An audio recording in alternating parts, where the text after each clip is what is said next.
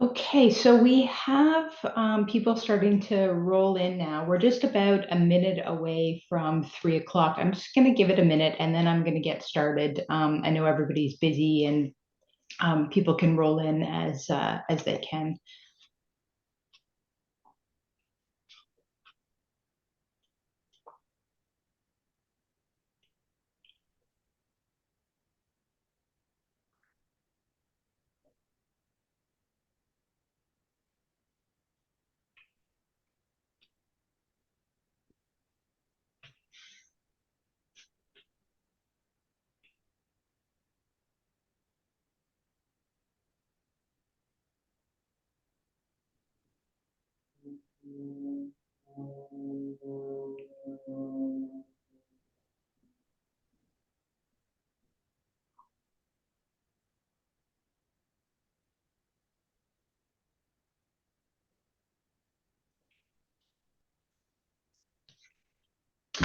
Okay, so it is 3 o'clock. I'm going to get started. So welcome everyone.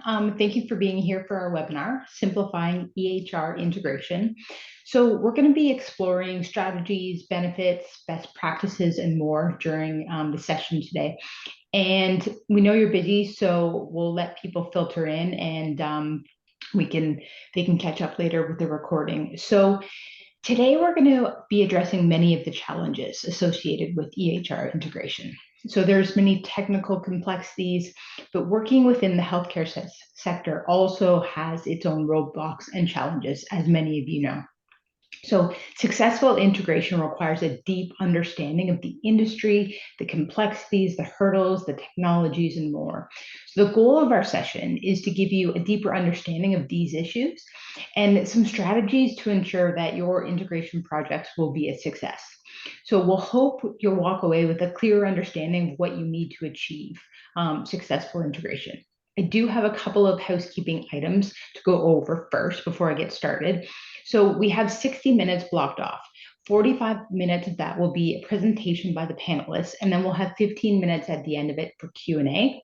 So throughout the presentation, if you do have any questions, just type them in the chat and we'll collect them and answer them at the end.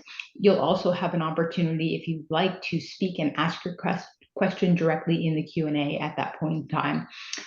So as I mentioned, this will be recorded, so you'll have access to the slides and all of the information that we discussed today. We'll likely send it out in an email to you tomorrow. So I'm going to get started by introducing our panelists. So first we have Joe Tuan. He is the founder and CEO of TopFlight. Joe has a decade of experience developing cutting-edge healthcare technology that really improves patients' lives.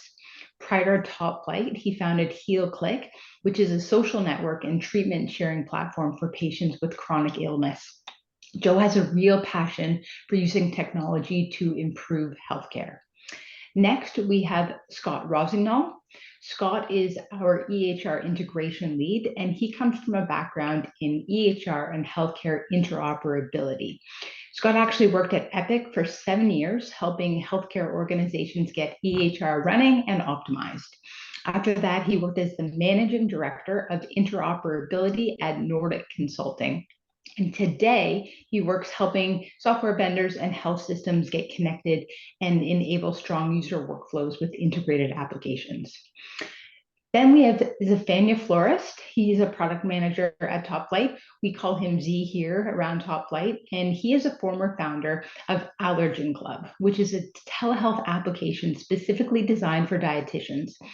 Z has been involved in product management in healthcare for 7 years, and he is also very passionate about using technology to improve patients' lives. And then finally, I'll speak briefly about my own experience. So I've been in healthcare myself for over 15 years in different marketing and management capacities. I've worked in pharma, med tech. I've done extensive work in hospital systems. I sit on the executive committee of the Krembil Brain Institute in Toronto, Canada, as well as several board and committee roles at University Health Work. So my entire career has been in healthcare and working to improve patient outcomes. So I'll just briefly talk about Topflight, who we are, and then we'll get started into the meat of the presentation. So we are a product development company. We specialize in healthcare and in particular on the user experience side. We care deeply about improving the patient experience. It's part of why we do what we do. We've launched over 100 medical applications to date, and below there are a few different types of applications we've built. It spans everything from virtual care through telemedicine to lightweight EHRs to AI-powered healthcare solutions. And here's a small snapshot of who we've worked with. There's healthcare institutions or hospitals, venture-funded startups, but in addition to established medical organizations, we also work with a lot of smaller healthcare startups and organizations as well. So our experience in healthcare includes dermatology, psychiatry, cardiology, and many other health disciplines. Healthcare, as everyone here knows, is unique and complex, and we don't call ourselves experts lightly. We have almost a decade of experience, and it's really given us a deep knowledge base, which informs not only our process, but our recommendations and advice that we give our clients as well. So I'm going to pass it over to Joe, and he's going to kick things off for us on the product management side of the discussion.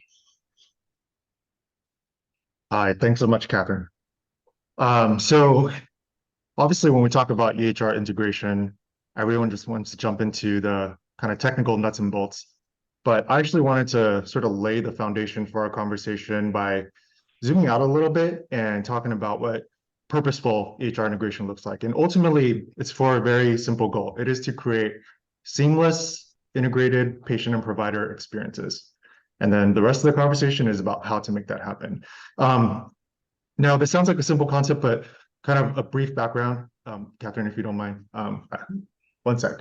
A brief background just like on the kind of state of healthcare, everyone knows, but just in case, super fragmented. And it's been fragmented ever since I entered the space about 12 years ago. Just last week, I went to an urgent care center in Orange County, one of the largest healthcare systems here. And I spent 15 minutes filling out intake. And guess how much information made its way into the EHR once I actually saw the provider? Nada. So this is the state of healthcare today. And, obviously, fast forward 12 years and we're still kind of struggling with the bare bones of what, common sense should be. So with that said, EHR integration is ultimately about how do we create seamless experiences using the best-in-class technologies and interoperability standards. Now I'll jump into some of the kind of higher level, product-related challenges when it comes to creating a seamless experience for patient and providers, and how do we accomplish that, or how do we solve that problem from an EHR perspective? So I'll start with just the user experience within EHRs. And for anyone that hasn't been inside of an EHR, probably will be the first and last time that you want to be there. It resembles designs from the 90s, and probably was all built in the 90s. So the natural solution is the most practical solution we would advise. It's not force patients and providers to use things that EHRs aren't best at, which is user experience. Recognize what they are great at, which is data storage of electronic medical records, data structures, using the best interoperability standards. Think of it like, if you have a passport or your social security card, that is like the master record, but you're probably not going to want to interact with that every day. That's what we see as the purpose of the EHR. So, patients ultimately want a more fluid user experience when they engage with their health providers. And providers also, they don't have a conflict of interest with this. They want easier ways to engage and monitor patients between visits. So ultimately, it's on us as app builders to create better user experiences on both sides, abstract away the ugly parts, let's call spade a spade, and only show users what they need via seamless EHR push and pull. And this can actually be done in a way, in some cases, where the patient logs into the EHR once and they never have to go back again, and they can still get everything they need. So this slide is about kind of the practical realities of working in our space. Many starry-eyed founders, come to us and say, like, I want to not work with Epic, or I want to work in a lightweight, way. And legacy systems, Epic, Athena, Cerner, they kind of are naturally contradictory to that. But the reality is, patients in large healthcare systems, they're part of those, they're integrated with those EHRs. So any like ambitious founder with the intent of entering a system, with thousands of patients, tens of thousands of patients from day one, have to think about integrating with these larger players. So, from our perspective, we have to understand the importance of integrating with these dominant EHRs that have 50% market share, while also envisioning the future, a better future with better technical solutions around custom experiences. These have to coexist hand in hand. So as a result, it's about starting by setting the right expectations up front. We work with Epic quite a bit, and we know these integrations require time for review and approval processes, EHR analyst staffing, application setup and testing. Also, when you're working with a larger system, we have to have flexibility to meet their workflows and data requirements. And so most founders we work with simply don't realize how long it will take to get these approvals. So what we advise, we work with a lot of prototypes and kind of new app ideas, especially with clinician founders. And while we're developing this prototype, a great use of that time is to knock on the door of the IT team next door, figure out who you need permissions from, get that permission. You probably also need to get a BAA signed for us to access that data via VPN. And ultimately, by the time our prototype is shipped, we're ready to integrate the next day instead of waiting months, to avoid that kind of trap where we're just sitting around for longer than it takes to actually integrate the Epic integration, just waiting for approval processes to go through.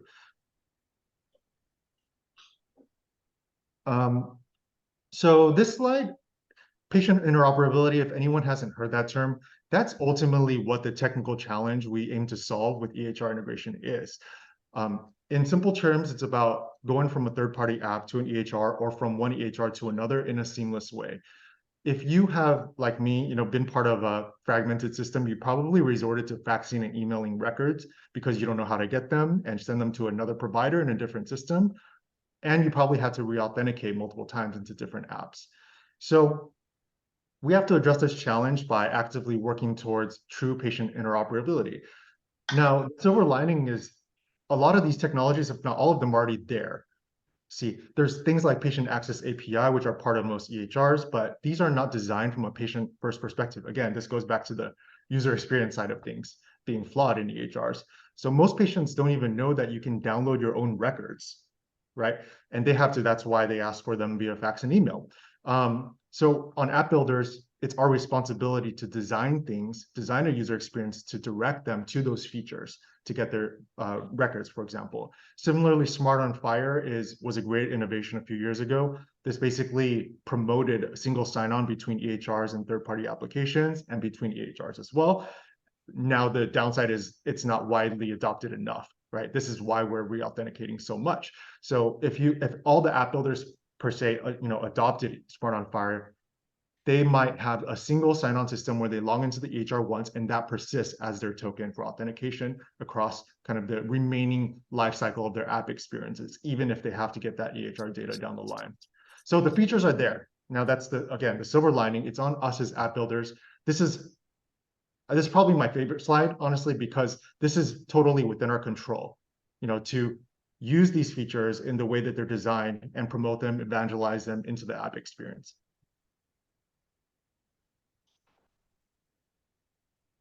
So this is kind of the last big product management challenge I'll talk about. This is kind of about the macroeconomic forces at play that are actually forcing us to think about things in the way that we've been talking about already. So value-based care, if you haven't heard about value-based care, I believe most have. Basically, this means that providers are going to be paid on an annual basis going forward for outcomes achieved rather than paid per visit or per procedure. So ultimately, this means that providers going forward 5 years, 10 years, they're going to have to achieve better health outcomes for their patients and actually do less.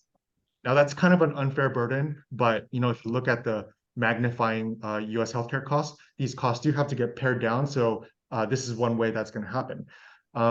Now, gut instinct for many founders is, why don't we create a lighter weight EHR that makes things faster? Well, that's been tried many times. What that has led to is essentially more EHRs. So it's led to probably more an administrative burden.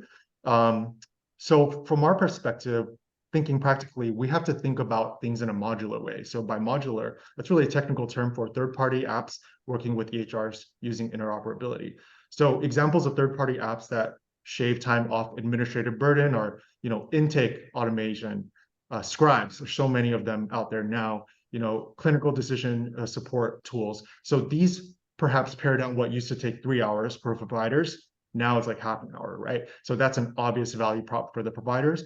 And similarly, instead of being paid to see a patient, now there's reimbursement mechanisms for remote patient monitoring, right? So just by collecting data for a consecutive number of days, interacting with the patients like through virtual communications, they can get reimbursed, and ultimately patients can do better without having to come back into the office. So apps that serve both sides of these equations will be a huge growing part of what happens in the next 5 years.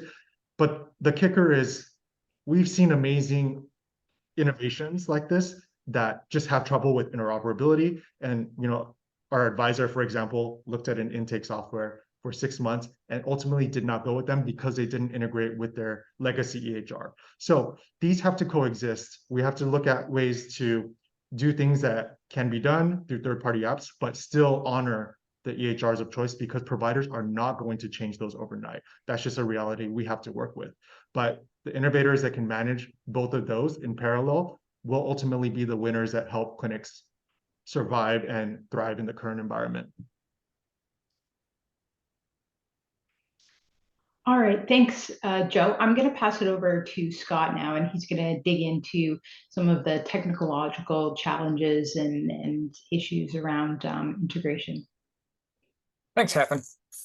So what I wanted to talk a little bit about is first the technologies around integration and how those technologies should be leveraged in order to be successful. I'll talk a little bit more about the challenges with integration later. And so I think what I want to highlight here is that the selection of an appropriate technology is critical for the success of your application.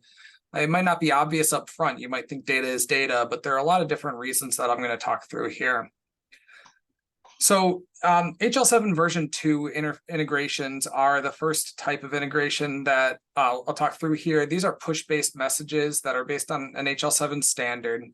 There are a lot of different HL7 standards out there. It covers a wide range of data. And so this is a really nice integration capability for many different application use cases.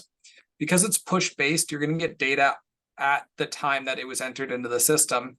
So when a patient checks in for an appointment or arrives at the hospital, you're going to get a notification of that.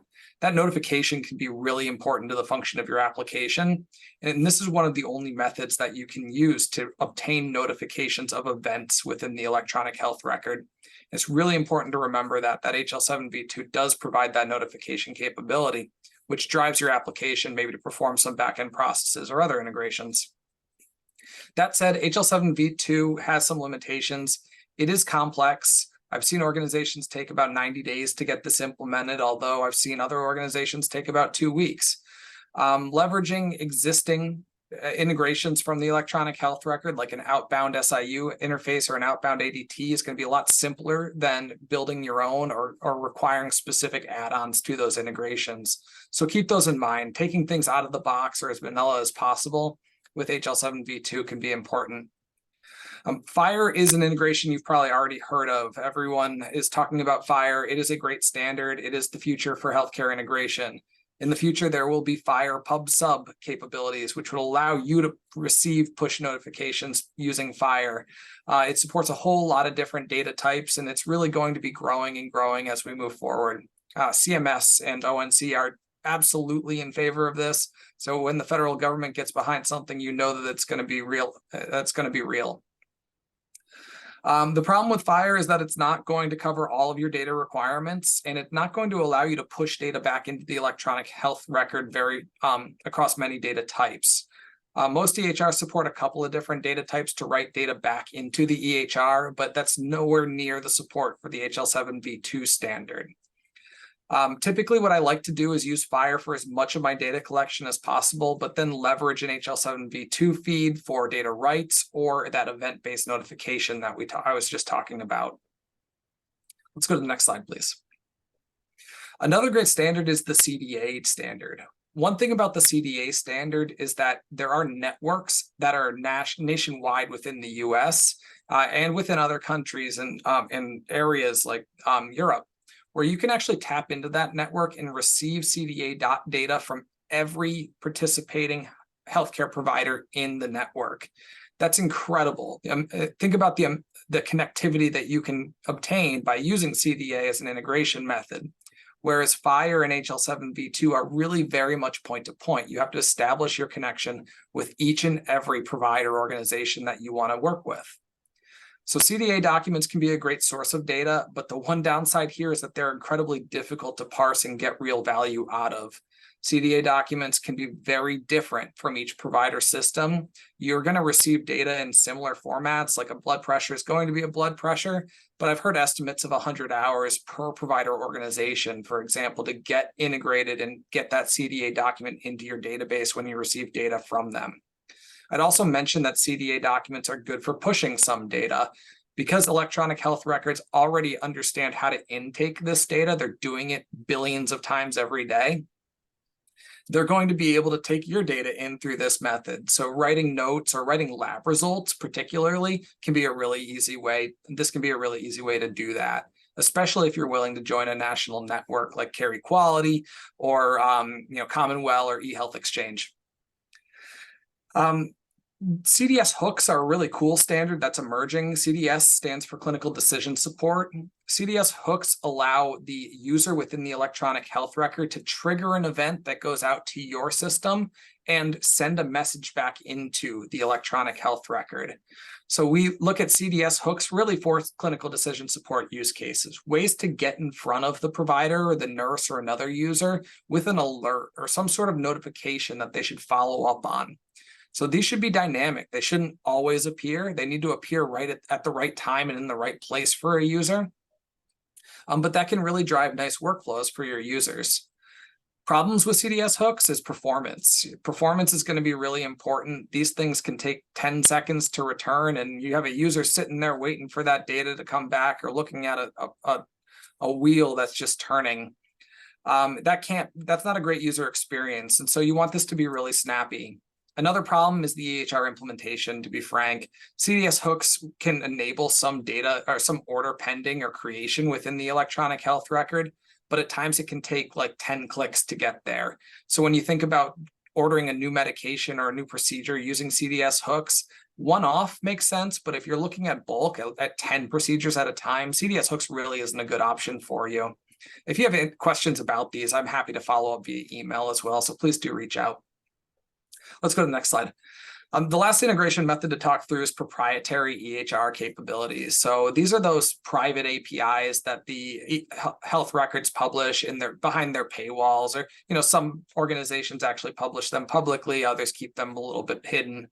But these proprietary EHR capabilities are important to your integration. If the EHR supports a proprietary capability, they might not be supporting a public one. If you need to be able to write an allergy back or set up an appointment or post a payment that a patient made, these are going to be some of the tools that you might use compared to the public APIs that are more widely available, because they're going to provide you that functionality that otherwise isn't available.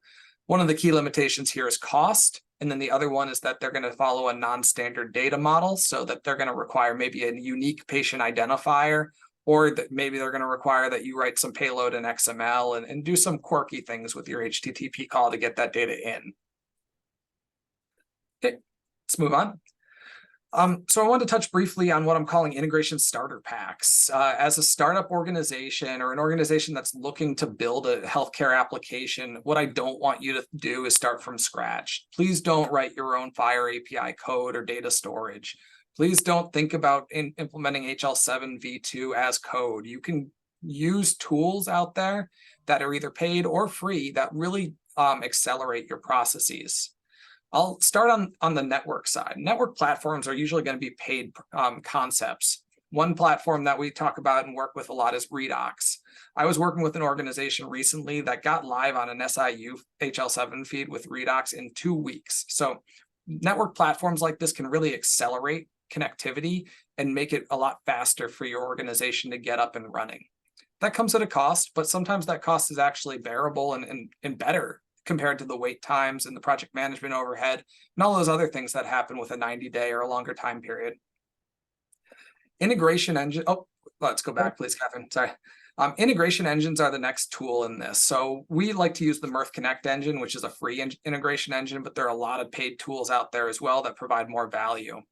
Integration engines tend to enable FHIR API calls, HL7 listening, and feeds to push data via HL7. FHIR servers are pretty similar in that vein. FHIR servers are usually more focused around the FHIR data model rather than integration engines being focused more towards the HL7 data model, the V2 data model. But FHIR servers tend to have a lot of cool tooling so that if you're ingesting a lot of FHIR data, you can perform SQL operations on that and do searches and queries to make your life a little easier. Or maybe you can do some data introspection. So when you receive a FHIR resource, maybe that can trigger a downstream process automatically. So you don't have to think about whether to look at that data that came in on the FHIR resource, like an observation or a blood pressure, and say, hey, what value is that blood pressure? And should I do something with that? They have built-in tools that can enable that faster. The final one is open source code. Everyone's familiar, if you're a developer, that there are open source libraries out there in every language that you can work in. Please start from these. They're great tools. They're going to make your life a lot simpler, and they're going to help you get the job done a lot faster. Okay.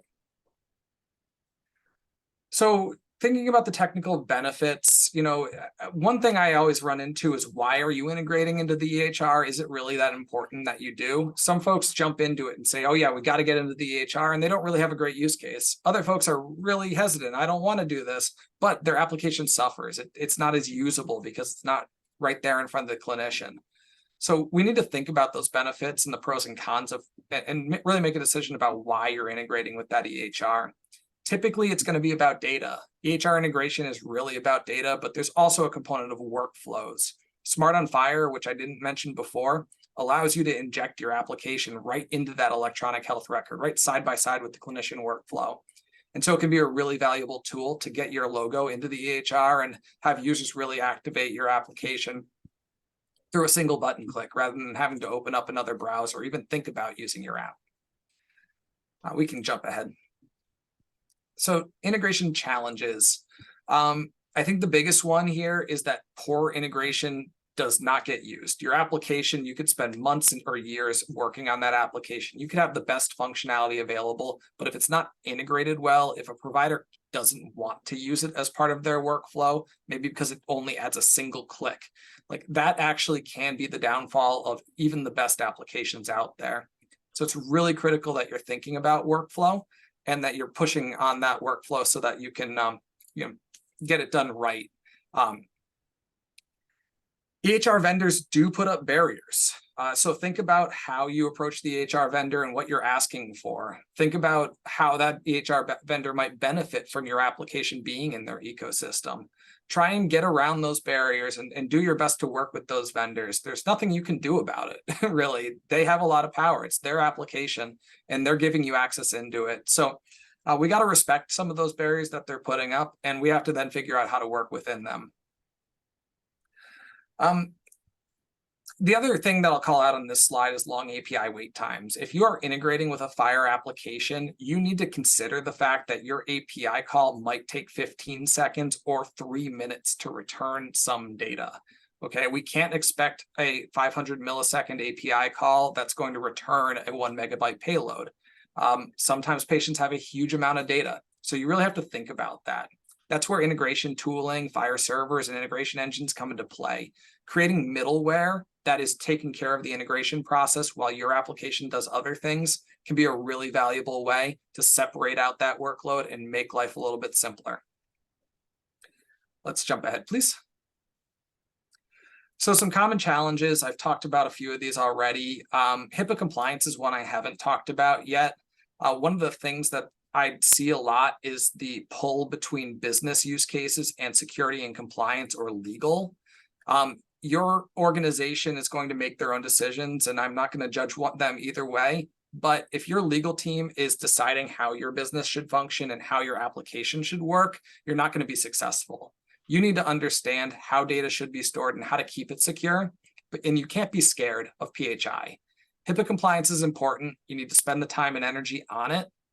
You don't have to be afraid of it, though. You're going to be able to get this job done, and you're going to be more successful by storing PHI, for example, or ensuring that you do have that data available long-term within your application that you might not otherwise store. So be very careful about the decisions you make in the short term, and do not make decisions based solely on legal's opinions. Let's move forward, please.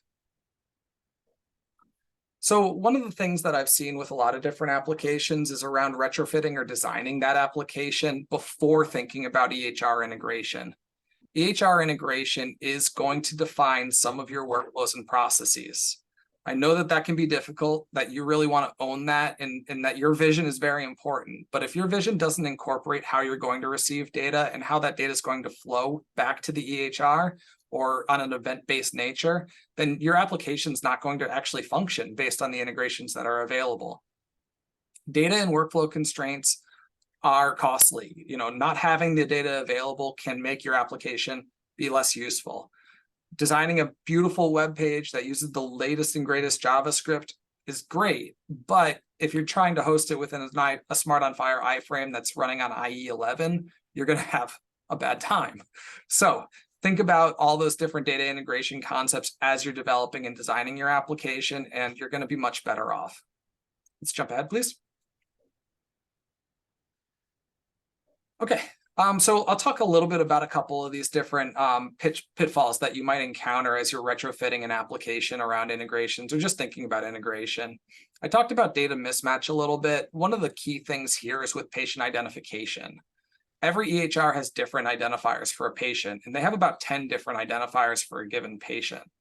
So you need to think about how you're going to identify a patient and how you map that patient's identity to the EHR's identifiers. You need to maintain those EHR identifiers in your system if you want continuity with that patient record. So think about that data and think about how your data model aligns with the electronic health records data model. Workflow disruption I talked about already. Plain and simple, you're not going to have a successful application if it doesn't integrate properly with the user's workflow. You cannot ask a user to remember to use your application, for example. They're just not going to remember, or they might use it, but they're only going to use it about 10% of the time. Your application needs to be embedded in the workflow. It needs to be intuitive and obvious to the user. And if your application adds enough value to the user, that's one way you're going to be able to get them to remember. So you got to think about the pros and cons and how you're actually going to execute within that workflow. All right, we can jump forward, please. I mentioned here the EHR won't support your app. I hear a lot of folks say, well, what if we wait until this electronic health record releases this update and we'll then have this Fire API and we can do this work? That timeline's at least going to be 9 months. It's more like going to be 3 years. You have to think about the EHR release cycle from development processes to the release to actually the adoption of that release by the provider organization. Don't wait around. Get your application in place and do what you can with what you have. The other thing I want to call out here is that if you're a technical organization, you need to think about your users. I recommend that you touch and talk to every single user that has your application. Otherwise, those users aren't going to be aware of it, or they're not going to understand how to leverage it and the value that it adds. It's really important that as part of your process that you really are activating your users and thinking about them. That's not something you can avoid or overlook as part of this process.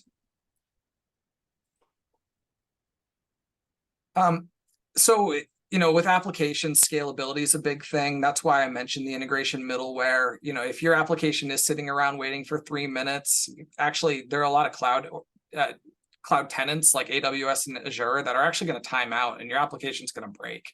I built an application that did exactly that, so I know from experience. So scalability is really important. Integrations that can't scale aren't going to improve revenue, for one, but they're also not going to function. You're going to get stuck and mired in this integration problem and resolution process that just continues to cycle. So you got to really think about how you're integrating. And again, I recommend an integration middleware for your integration processes. Your application itself, that web server should never handle the integration if possible.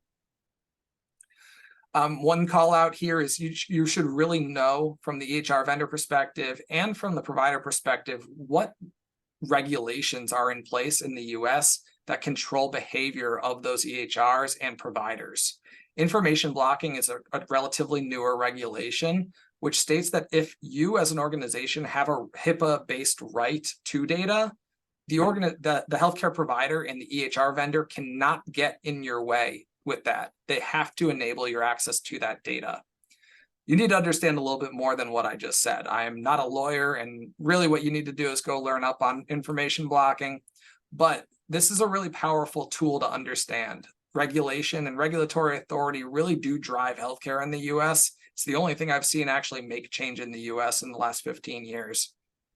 So understand it, look towards the future. The best applications out there are the ones that are ready for new regulations that are coming out. So if you understand what those are and you can build into that, you're going to be in a much better position to sell and to actually build up a user base before that regulation is actually in place or effective.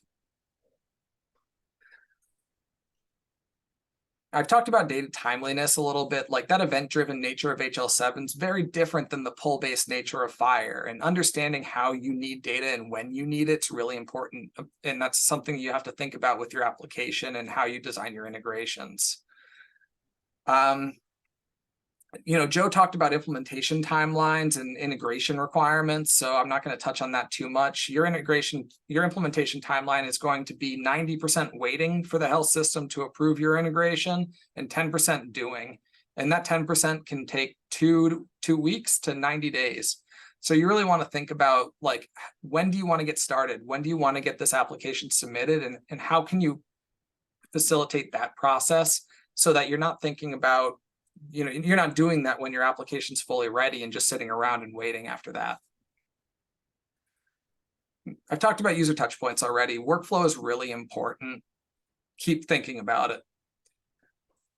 Let's move to the next slide, please. Okay, so yeah, I think we've shifted over a little bit into how to design around EHR integration. This really does kind of correlate a lot with what I've said already. The design process that you go through needs to reflect user experience. You already understand that, but how do you understand how that user is going to experience your application within the electronic health record? Don't wait around and think about that later. You can't build your application and then think about how the application is going to launch or open inside the EHR. Those two go hand in hand.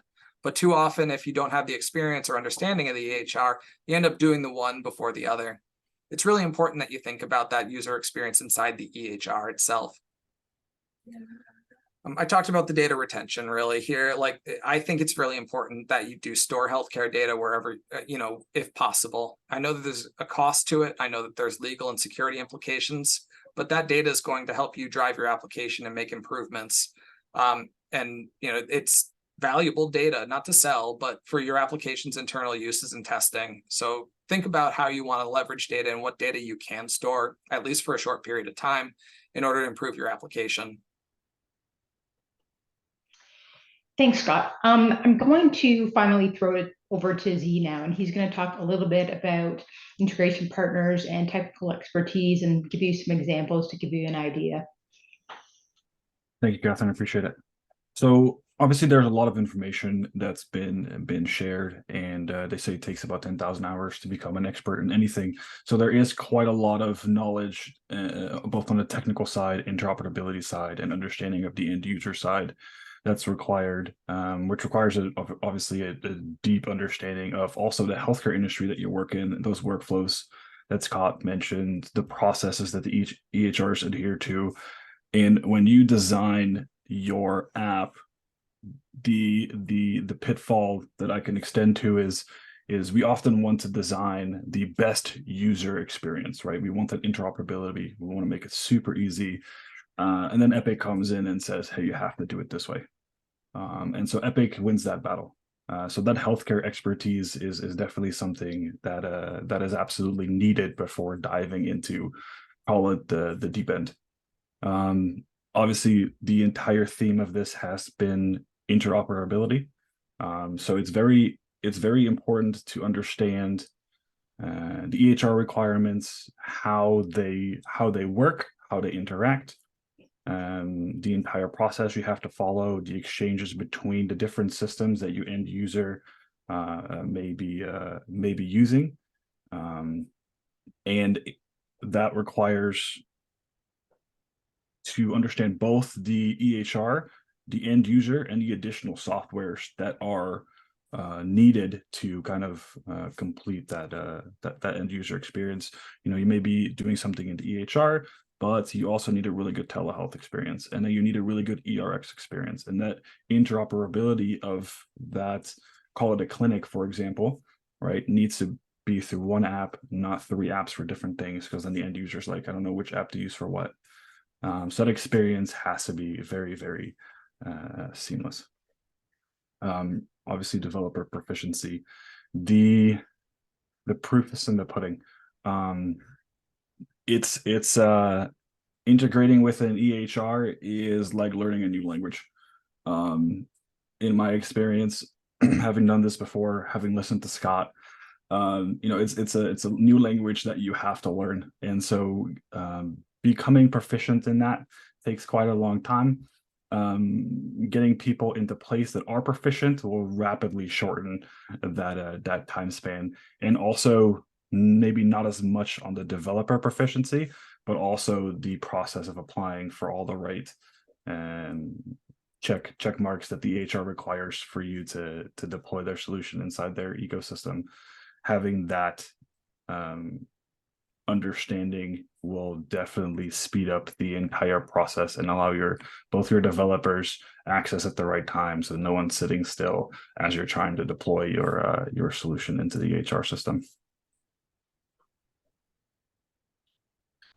We do have case studies and experience, obviously, in this space. The first one is Orange County's largest hospital.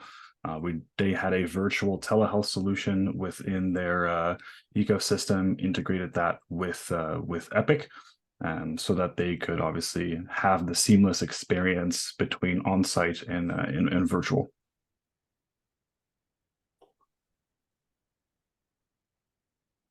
Gale AI is another one. They do medical notes, turn them into medical codes. They kind of want the experience to go from manual coding into more AI note coding.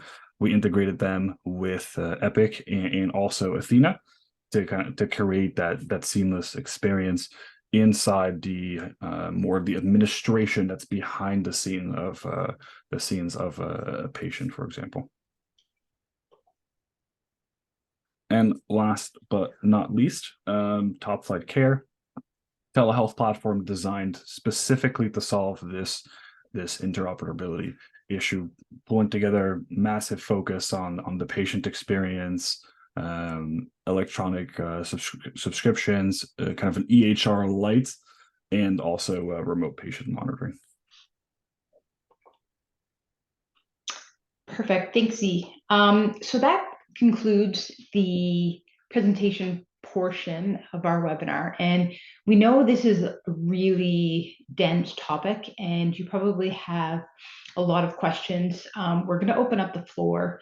So feel free to raise your hand or type a question in the chat. We're happy to answer your questions now, or alternatively, we're also available by email. Okay, so I do have a question here from Yuval. I'm sorry if I didn't pronounce that right, but go ahead, Yuval. Yeah, it's Yuval. That's great. So again, I don't have any experience with the EHR integration. So I have a quick question. So as a patient, I always know that I have already a portal which is based on my chart or something like this. Is it also possible to get new screens to integrate new screens into the already existing UI? Yes. Yeah, so it is possible to integrate new screens into MyChart or into the electronic health record. That's typically called a Smart on Fire launch, which allows a web application to be opened inside of those products, as well as every other EHR's patient portal.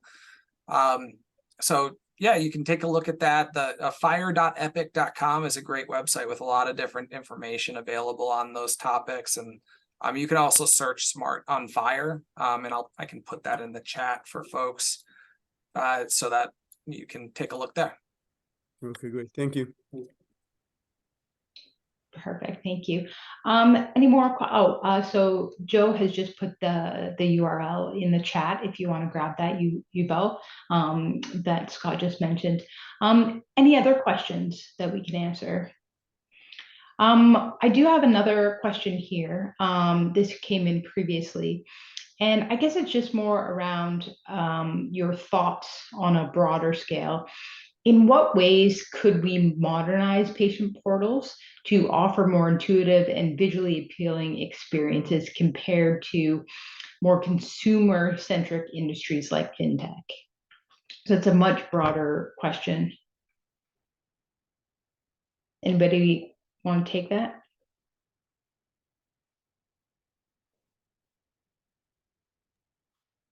Just a clarification on that. Are they asking, do you know if it's regarding within an EHR or like a separate experience? It's a separate experience.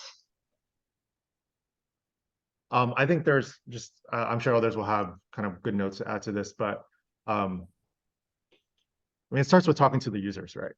So, every patient demographic, specialty, age group, they're going to have different needs when it comes to something that they're using one time versus something that we want them to come back to. For example, a patient portal may be needed for remote patient monitoring, or it may be needed to just store their data one time and then see a doctor and then go from there and kind of be an offline experience. So I think it starts with understanding the persona, which is like a very kind of product management centric way of looking at that.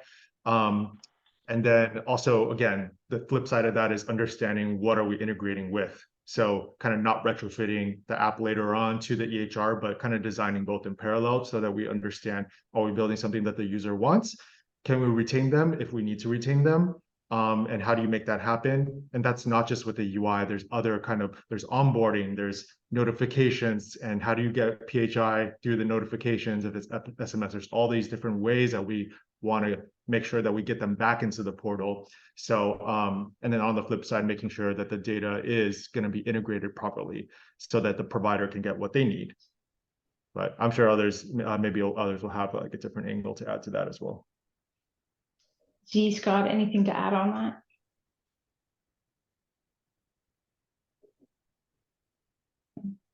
Okay, unless there's any other questions, I think we'll end it there. As I mentioned, actually, before I just wrap up, does anyone, Joe, Z, Scott, have any sort of comments that you want to share to wrap things up and summarize kind of what we talked about today? Okay, great. So what I'll do is I'll just end here. We will be sending this out by email tomorrow.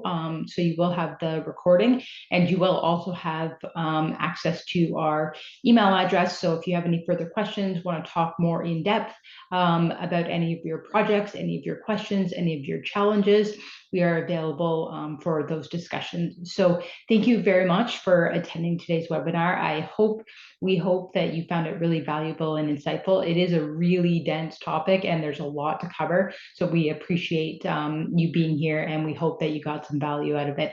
Thank you very much. And everyone have a wonderful evening. Take care. Hey, everyone. Okay.